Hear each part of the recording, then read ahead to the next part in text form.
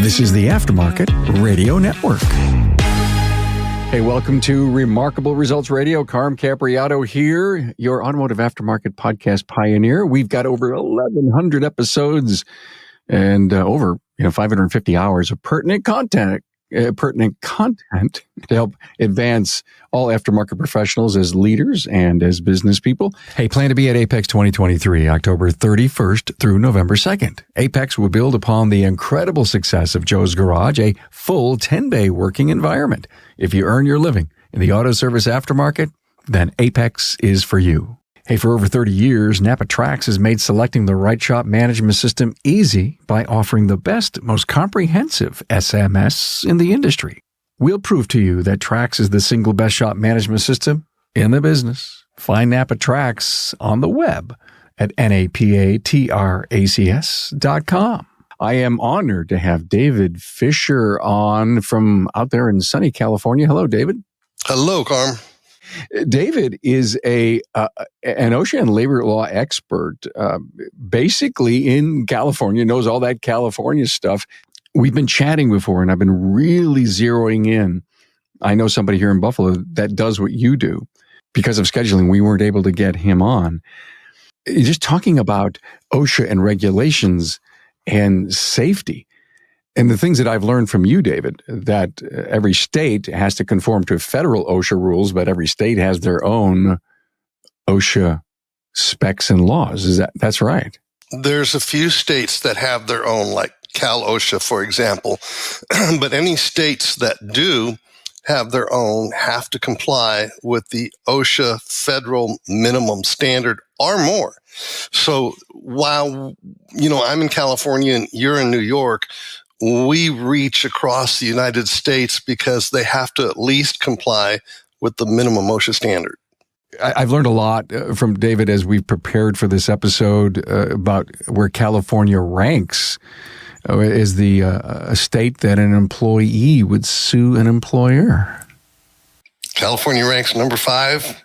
New York ranks number 1. My state ranks number 1. And another thing that we want to cover and really hammer home is employee handbooks.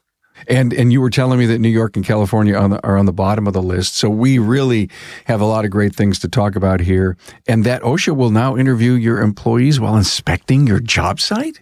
Is that true?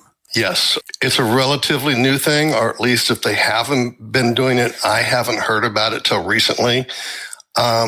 And it was interesting, the way I heard about it was I had a client who was actually contacting Cal OSHA Consulting. The consulting side of Cal OSHA is the side that's supposed to be there to come out and help you, give you ideas. They're not supposed to turn you into the enforcement side, and a bunch of other promises are made. When this consultant came out, and he was from Cal OSHA, so it was Cal OSHA Consulting, he demanded to interview my client's employees. And my client wasn't really happy with that. And he said, okay, if you must interview my employees, you will not interview them unless Dave is present during the interview. Dave is a third party. So while you don't want me there, I don't want you to interview my employees without David there. And so that was an amazing thing for me. So many times I learn cutting edge things by being in the field and being right there. And I was amazed because this consulting officer asked the employees, when is the last time that you've had a safety training topic? When is the last time you've been retrained on equipment? When is the last time you've been trained on new equipment? And do you feel safe with your employer in this working environment? I hope that this episode impresses upon our industry the importance of OSHA, your local state OSHA rules, and why we have to pay so close attention to our workers' safety, including in the old days, I remember MSDS sheets. Now they're called safety data sheets, right? SDS? Correct. And I found out something so fascinating that if you were buying a large jug of a chemical, of say a 5-gallon pail, and you were bringing it down into much smaller containers, and they were kind of blank spray bottles, you had to get a label for it. Correct. You do. I don't know if we're all aware of this, but even if we're not aware of the law, it's not going to help you. No, ignorance, unfortunately, ignorance is not an excuse anymore.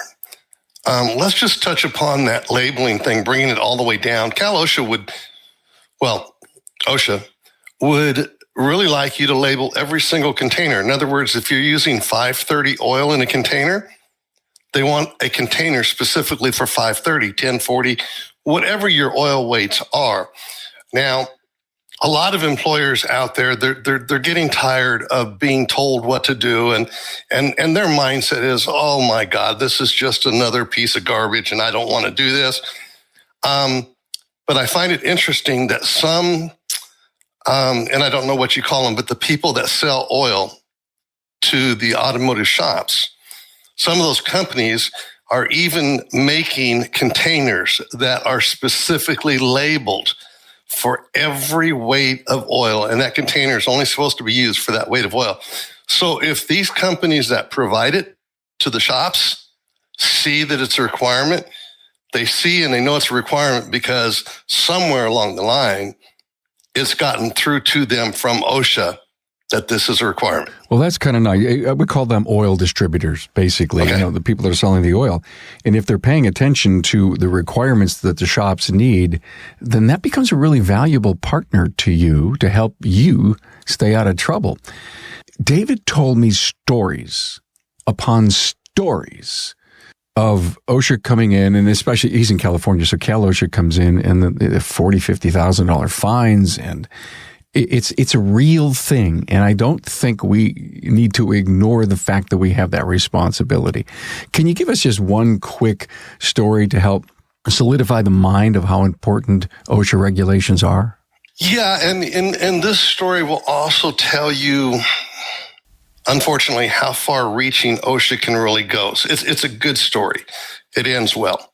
So I had a client, Cal OSHA came in, and this particular client had a grinder that his father had when he started the company. God knows how long ago that was.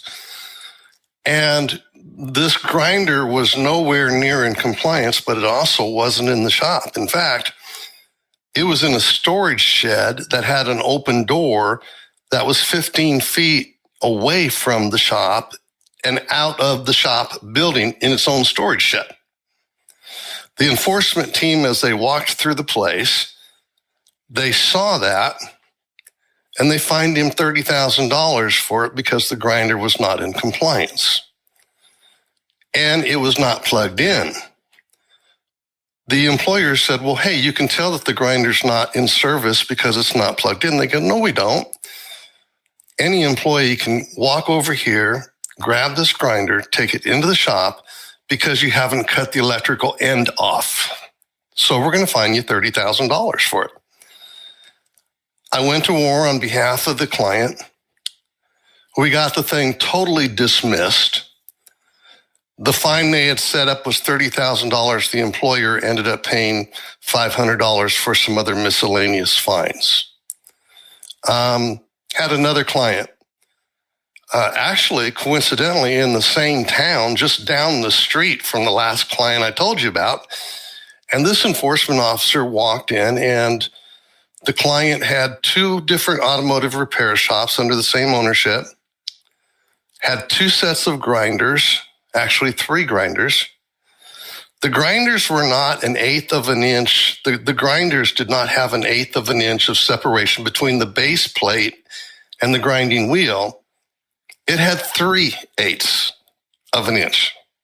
So it's a hair out of compliance.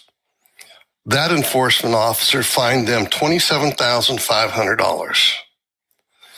When I went to defend them, I talked to the judge and I said, look, granted, this is not meeting the standard of the law. It's 3/8 of an inch away. The law says 1/8 of an inch away. But, Your Honor, if you're looking at this thing with the naked eye. Can you even measure the difference? No, you can't. The purpose of the law is to make sure that people don't get their fingers in there so they lose their fingers. Your Honor, you can't get your fingers in 3/8 of an inch, and you can't get your fingers in 1/8 of an inch. So even though my client is not in the standard of the law, he is in the framework, and he is within the heartbeat of promoting safety in the workplace. And $27,500 for 2 separate violations on 2 grinders for the same thing, only being a fraction of an inch off, is ludicrous. And on top of that, your enforcement team wants to fine them as a serious violation. 20 minutes later, the fine was reduced down to $750.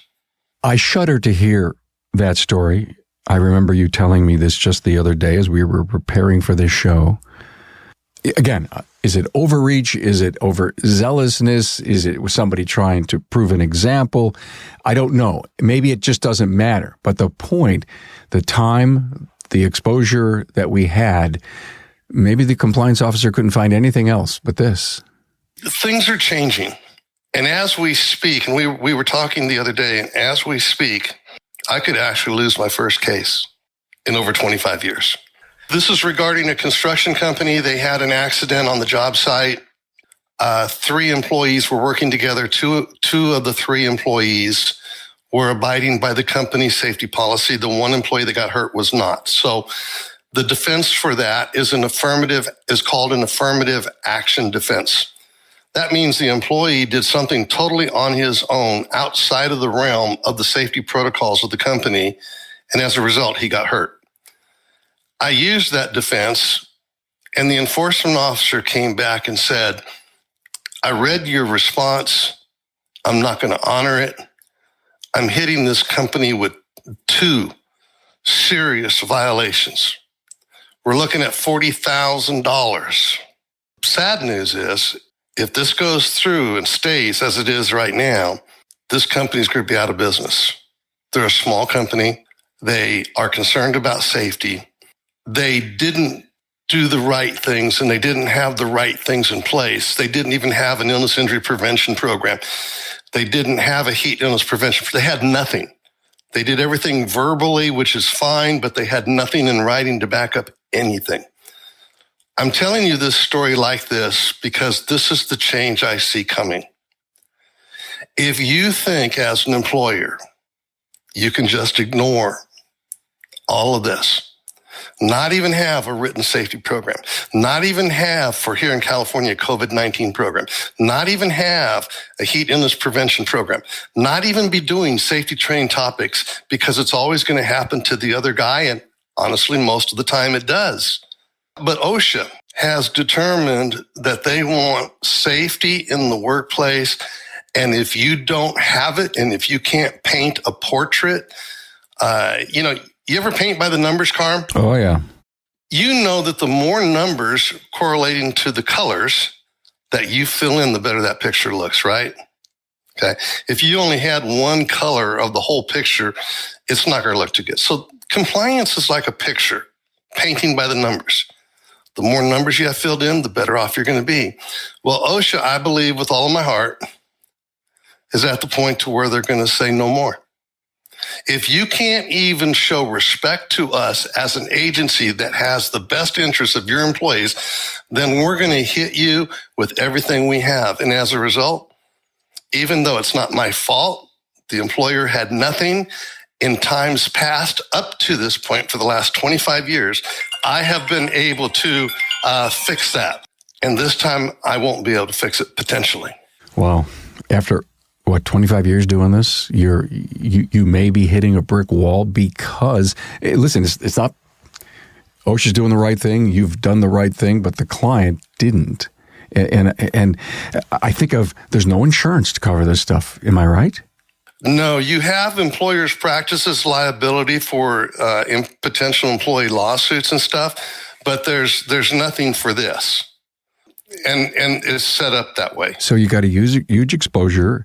Would an individual like you, David, a person who comes around on a yearly basis on a retainer and plays OSHA for the shop owner? I mean, is that kind of, you're looking around looking for noncompliance? Is that what you do? Yes. And I'm stricter than OSHA is because I know what OSHA is looking for in the moment.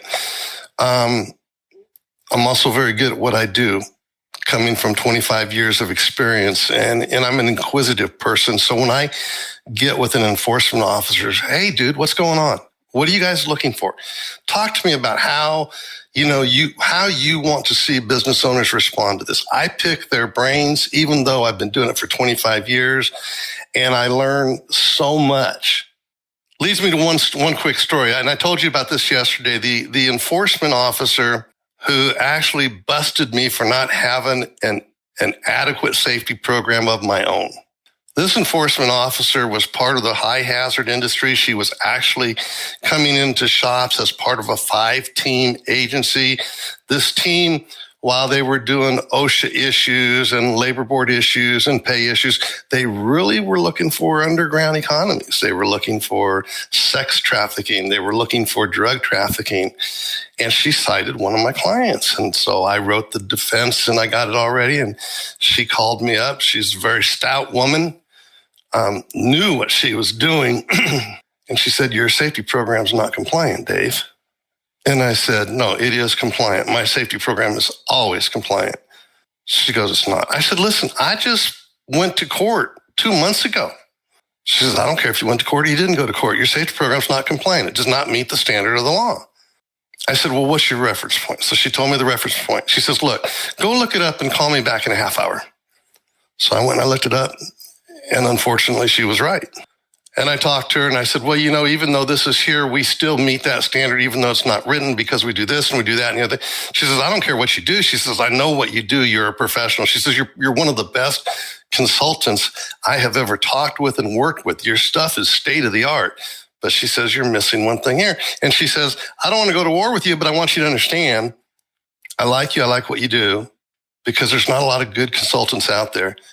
And I want you to be perfect. So I corrected the problem.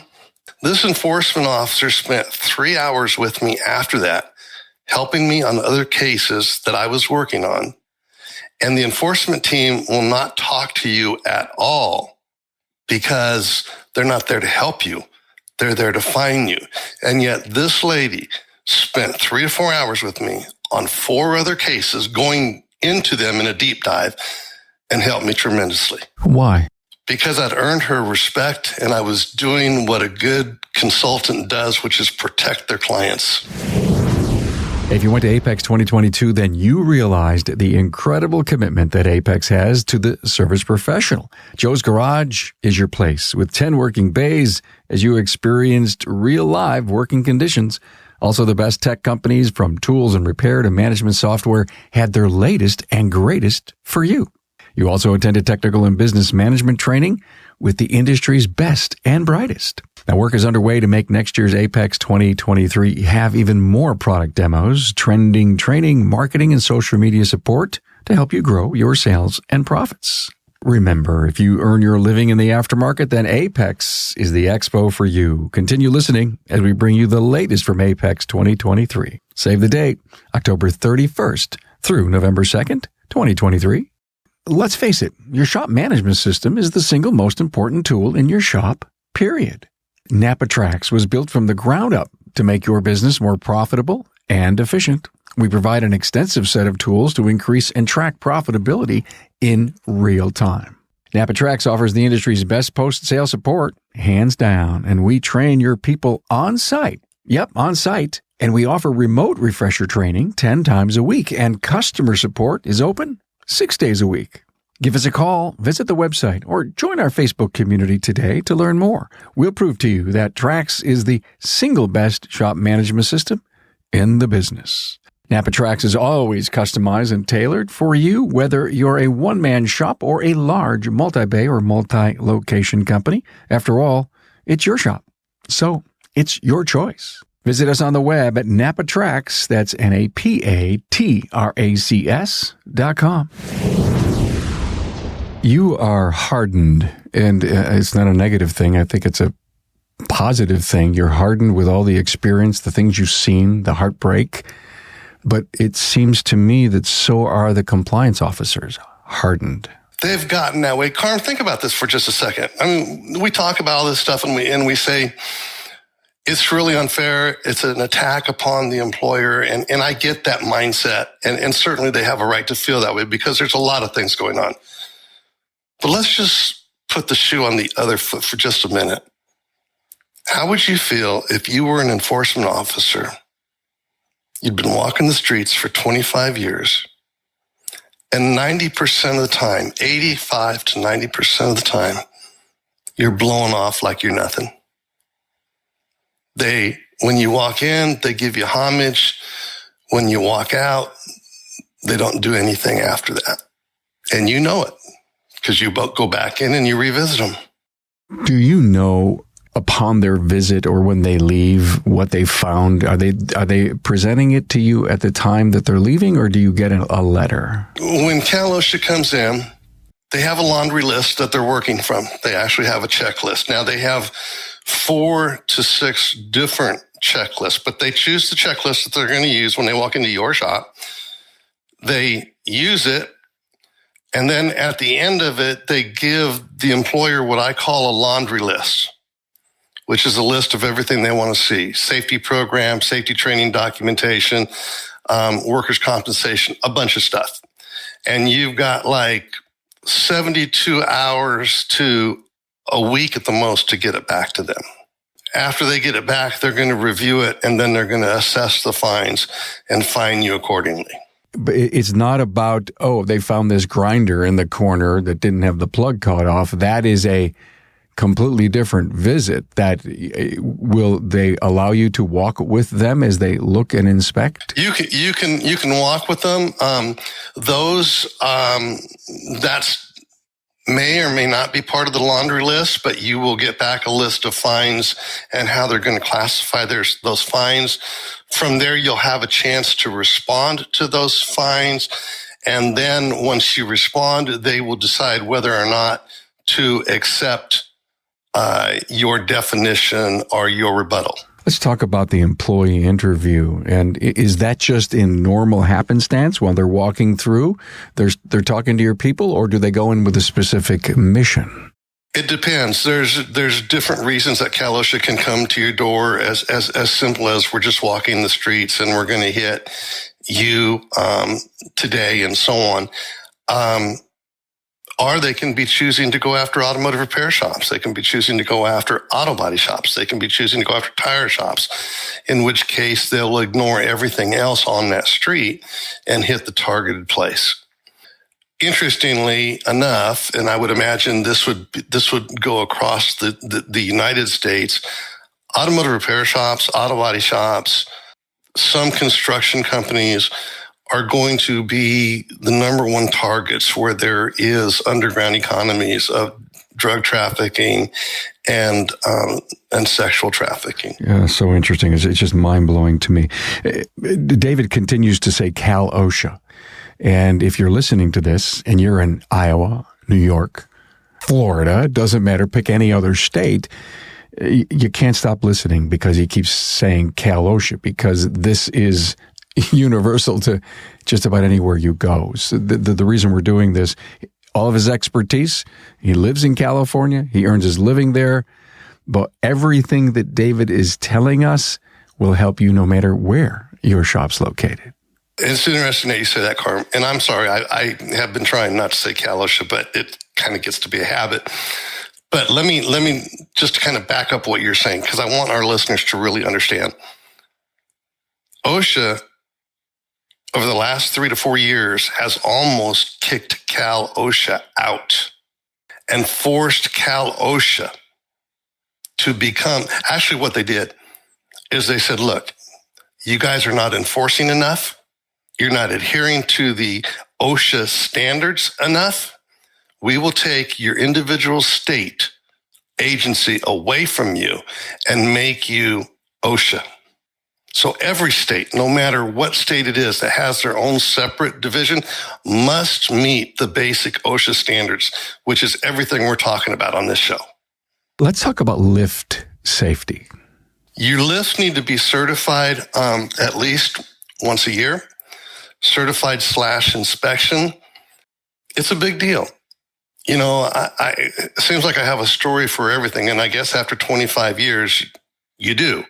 One of my clients, OSHA walked into, cited them for their lifts not being inspected. Actually, no, I take that back. OSHA did not cite them. I cited them in my personal walkthrough with them, and then the client went and fixed it. And when the client went and fixed it, he called me up and he said it cost me $6,000 to fix my lifts. And I apologized because I don't like money coming out of my clients' pockets. And his response to me was, Dave, why are you apologizing?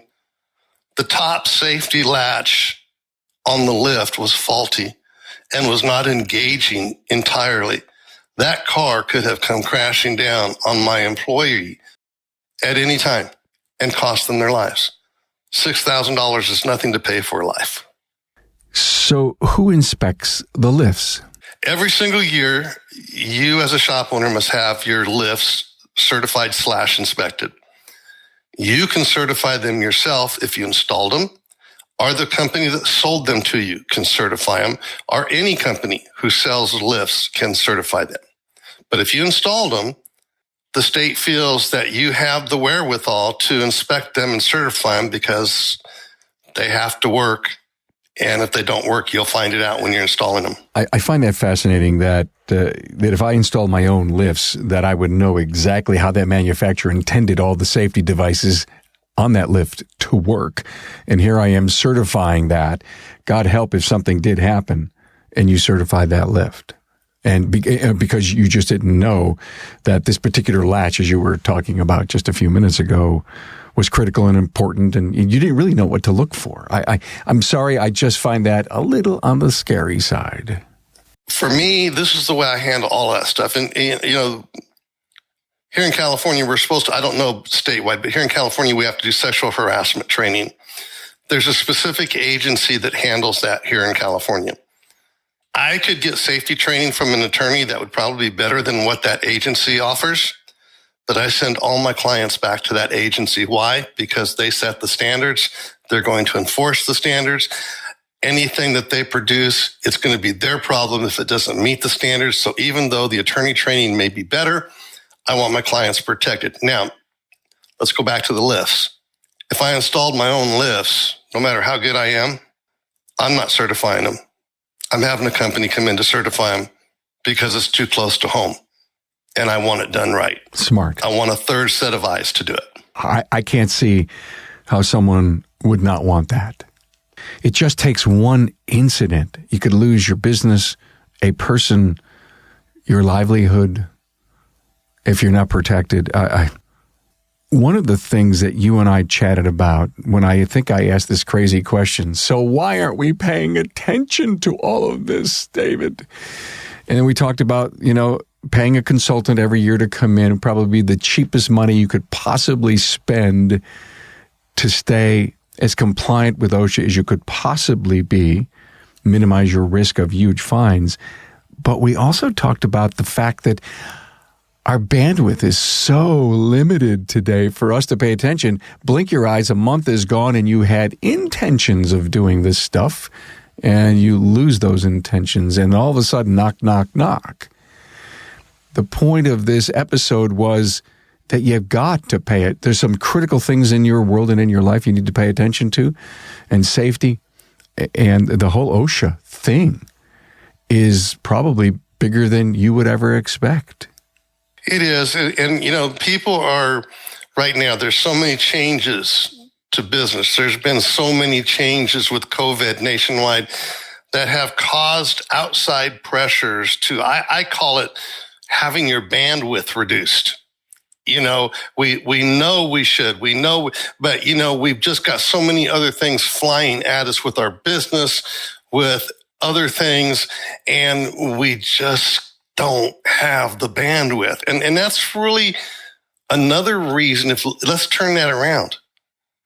And let's not ignore the elephant in the room. Let's say, you know what? I'm too stressed. These things have to get done. It's easier for me to pay somebody. I don't have to deal with it. They're going to deal with it. If I've got somebody who's good, then I really don't have to worry about it at all. Just call them, talk to them, stay in touch with my consultant, stay in touch with the guy that's helping me, and let them. I always talk to employers, and this is a line I have because I watched the Jerry Maguire movie a long time ago, and I love this line, help me help you. And that's what employers need to understand. Don't bury your head. Don't run away. Don't get angry. Help your consultant so that they can help you. And in 2 to 5 hours a year, stretched out over the course of a year, bam, you're done. You don't have to worry about the $40,000 fine. You don't have to worry about OSHA. And if you do get OSHA, your consultant's going to help you.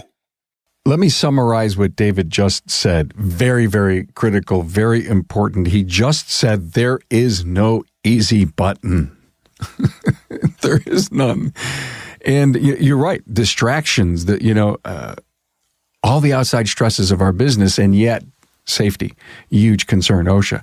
I had this crazy idea as you were just talking to me. A lot of times we love to give responsibilities to our team. If you have a 3 or 4 person team, you may not be able to really do this. But if you got 4 or 5 or 6 or even a much bigger team, you could say to your manager, to your senior service advisor, to your diagnostician, to your shop manager, I need some help here. Who wants to take on a role of being our safety compliance officer? Well, I don't know anything about that, boss, but it sounds like it would be interesting. Well, we're going to get you some help, all kinds of stuff on the website, but we've got to have these basic minimums. I mean, talk about involving your team in safety. The one thing you do have to be aware of is that if you name a safety officer in your safety program across the United States, doesn't matter, they're going to be tied into any potential lawsuit that arises out of a safety act, an accident in the workplace. Well, that was a bad idea that I just had. Oh, thank you, Dave, for slapping me upside the head. Employers, they go, well, I'm going to let Tom do this. And I always tell them, you can let Tom do it. I have to give you full disclosure here that in the event that something happens, Tom's going to be right with you as a partner. Okay. So you need to think about that. So I hire you as my consultant for this. Do you have responsibilities then or not? Yeah, I have insurances. I have not employer's practice liability, but I have, I forget what the thing of it is. But yeah, if I say anything that's not right, I've got insurance just like anybody else. I'm out. But you're not my safety compliance officer. No, but and I'm not there all the time. Okay, but here's the deal. If you follow what I tell you to do, you're going to be compliant. When Cal OSHA comes in, they're going to find out that you're working with me or XYZ, doesn't matter. And if the consultant is any good, unfortunately, there's a lot of bad ones, but if the consultant is good, you're going to be in a good place. If the consultant is good and you've done what he's told you to do, you really don't have any worries. You are going to get fined for some things because nobody's perfect. You are going to get hit with some things, but then the consultant who's been working with you, OSHA realizes that you've actually spent money to get somebody in here, and you are actually, in fact, OSHA knows that we as a group, consultants, have more authority and more power over employers than they do. Their reasoning in that is this.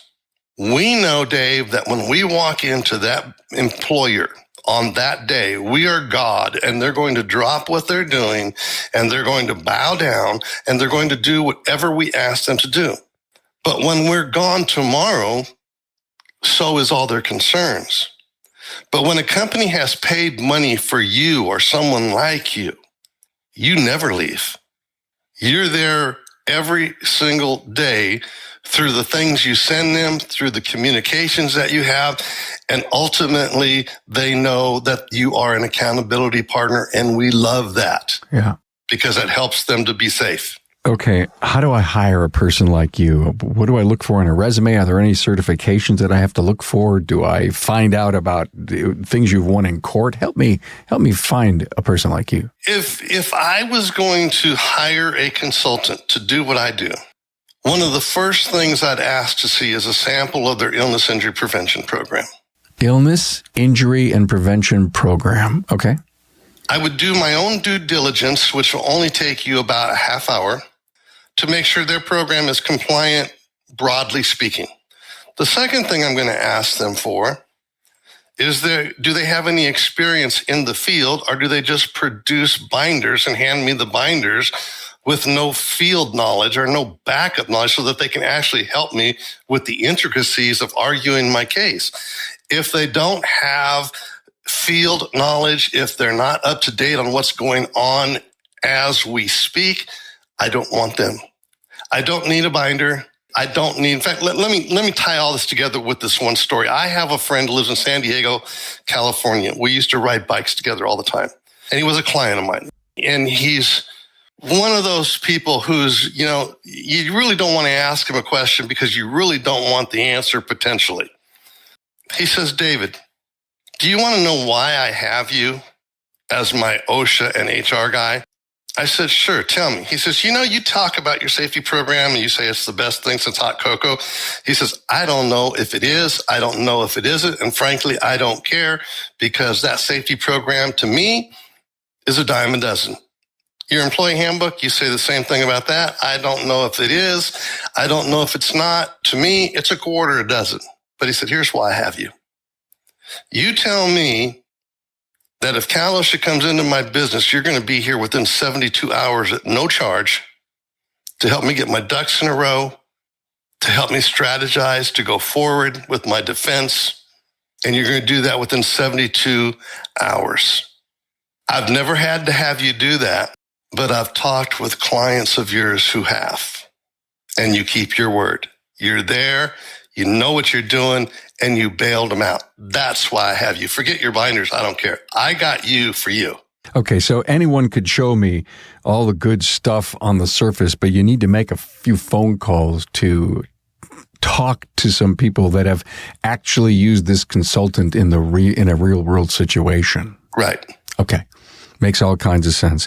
One of the things you talk a lot about here is the handbook.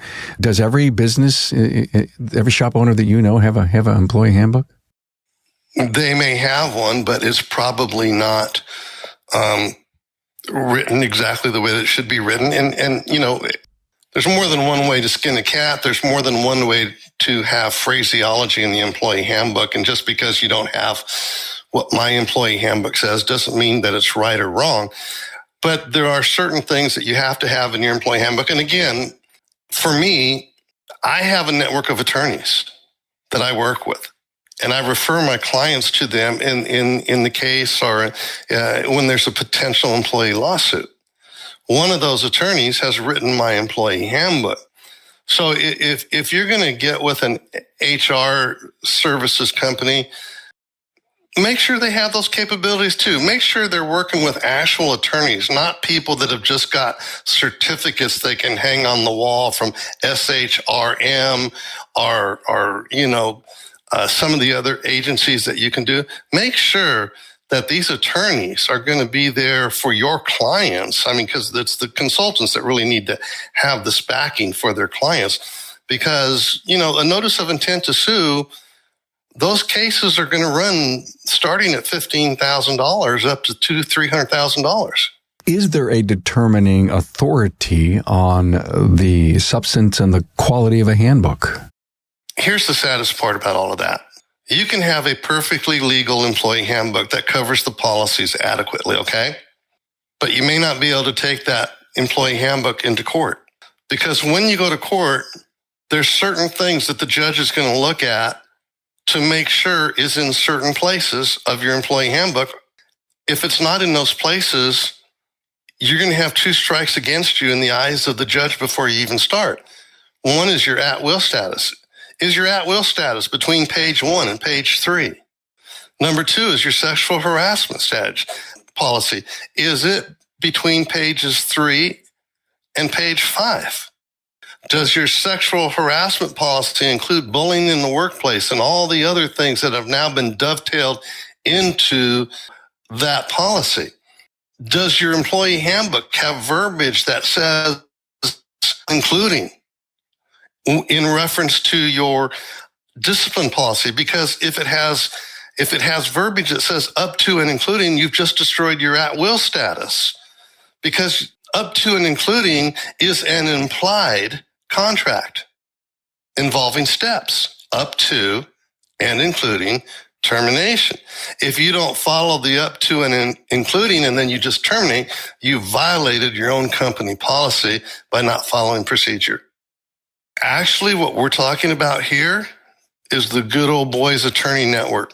Let me give you one quick story real quick. In California, I don't know about other states, but in California, well, I guess this would apply to any state who is an at-will employment state. You terminate your employee for at-will. Now, at-will means either party can terminate the relationship with or without cause, yada, yada, yada, okay? So what has happened is that, and this is across the board, what has happened is that an employer will terminate an employee at will. And let's say the employer's done a really good job. In other words, when the employee asked him, well, why are you really terminating me? The employer stuck to their guns and said, I'm just using my at-will status. Either one of us can terminate the relationship with or without cause, and we're just going in another direction. Here's your check. Wish you the very best. Okay. That employee goes to a labor law attorney for wrongful termination.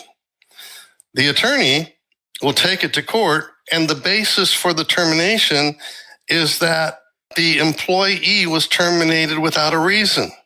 Now, here's where the courts should have stepped in and said, this is not a valid case, because the definition of at-will employment is exactly that.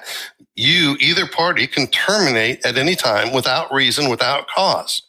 But the courts allow the cases to go forward. And so somewhere down the road, as this case is going on, they're going to put me on the witness stand. Mr. Fisher, do you value good employees? Well, yes, I do. Mr. Fisher, did the person that you fire, Carm, did he have any write-ups in his file? No. Did he get raises annually? Yes, he did. Did he have any positive things in his employee file? Yes, he does. He was Employee of the Month over the last 10 years, 3 times. So is a good employee important to your business, Mr. Fisher? Yes, it is. Sounds to me like you just fired a good employee. Carm has good things in his file, no write-ups. He got raises every year. Why did you really fire Carm? Wasn't it really a form of discrimination? And wasn't it really a wrongful termination since you're looking for good employees? But let me just say this real quick. I am working very hard with my clients to change their discipline culture. This 3 strikes you're out is a joke. There is no effort to rehabilitate the employee in most companies. There are some companies who are being very progressive, and that's a good thing. I'm encouraging, and I have 2 different forms that I use, and if anybody wants them, I'll send them to anybody who wants one at no charge. The first form is the master form, and you use that to set the table. So let's say you're an automotive repair shop, and let's say you have a tech who, it could be anything, having too many comebacks, not getting enough billable hours that you need as a shop to meet the standard. It could be anything. So you call him in and you say, look, you've had several comebacks. Your comeback percentage is way too high. Your billable hours is way too low. We've got to work on those 2 things. But let me ask you this, Carm, because, I want to help you to get better and get up to the shop standard. Is there anything going on in this shop that's causing you not to be able to perform to the standard that we expect you to perform at? Now, you're going to give me an answer, and it may be a real answer, or it may be one of those answers that we all hear all the time. So if it's one of those answers, you say, well, Carm, there's not a whole lot I can do about that, but you know what? I'm going to think about that. I'm going to give that some thought. And if something comes to mind, I'm going to. But what we're going to do is I'm going to give you some tips on what I think will help you to improve. And then for the next 4 to 5 weeks, we're going to have a meeting every Monday morning. Now, this is not going to be a long meeting. This is going to be a short meeting. It's going to be about 10 minutes. We're going to go over your last week's performance numbers. And we're going to monitor you with the goal of getting you up to the acceptable standard. Every week, we're going to talk for just a couple minutes, get your input, find out what you're doing, and we're just going to see, because we want you to succeed. When you succeed, we succeed. Well, as you go on that journey, by week number 4, I'm going to know whether Carm's going to make it or not. And if Carm doesn't make it after week number 4 to 5, on that last meeting, I'm going to have his check ready. I'm going to say, Carm, you went up for the first couple of weeks. You plateaued on the 3rd week, and weeks number 4 and 5, you fell back down. And so unfortunately, I have no choice but to terminate you for lack of performance. There is no lawsuit in the world that can come from that. Yes, they can start one, but when they do the initial discovery, the intent to sue letter, and you respond to that letter, and you include those forms and what you did to help rehabilitate that employee, the lawsuit's going to disappear because there's lower hanging fruit all over the place. David, is this discussion that we've just had why New York is number 1 with employee lawsuits and Yes. California is number 5? These are the issues of quote, quote, quote, wrongful termination. Right. I got it. Okay. Because we have more lawyers than we have apple groves up here. Absolutely. And here is another thing to think about. As an employer, over time, if you adopt to what I've just outlined, one way or another, not saying you have to use my system specifically, you can create a workplace culture that is very positive. In other words, over time, the employees will see that you really want to rehabilitate them, that you really do want to accommodate them, that you want to help them be professional. And all of a sudden, a call into your office over time is not 3 strikes, you're out. It's we want to help you perform. We want you to succeed so we can. Once that gets out into the work culture, you will find, I guarantee it, production will go up. When you treat employees as a valuable commodity, most of them, even in this day, will respond more positively than if you didn't. We could go on for 3 hours and pick your brain, get all these great ideas about this. But I'm saturated, and I do believe that our listener is going to say, wow, where do I start? Thank you so much. I may have to go back and listen to this again. Got to write down some priorities that I need to fix. Very, very well done. I so appreciate this, David. Now, you were talking about some forms. I'll tell you what we'll do. You send me the forms, and then if anyone goes to the show notes page, and even if you're listening on your player, you can just click more and then go on your phone, and we'll have a link for a PDF download of whatever it is that you want anyone to have. And this will make it easy for you and seamless for our listener to be able to get those forms. And I appreciate that. David Fisher, any final words to, if you will, thank you for the slap upside the head, which is kind of what I think this episode is about. Maybe we're not paying attention, too much going on, too much stress, not enough bandwidth to figure out this whole safety issue. And I think we needed a dose of this. Any final words? Yeah, one final word. I think sums up the entire situation really well. You walk into a bar and there's 3 or 4 guys sitting there talking, and one of them's debating getting a divorce. And so the guys are sitting around with a beer in their hand, and you know how it goes. They're talking about, and the guy's thinking about divorce. He listens to everybody for about 15 minutes. And then he says, you know what, guys, I think it's cheaper to keep her. Compliance is always cheaper than the fines and the hassle. You've shaken the fiber of a lot of listeners out there, and they probably agree with you. Oh, my. David Fisher, consultant, OSHA and labor law expert out of the great state of California, his second episode with me. Thank you very much, my friend. Thank you, Carm.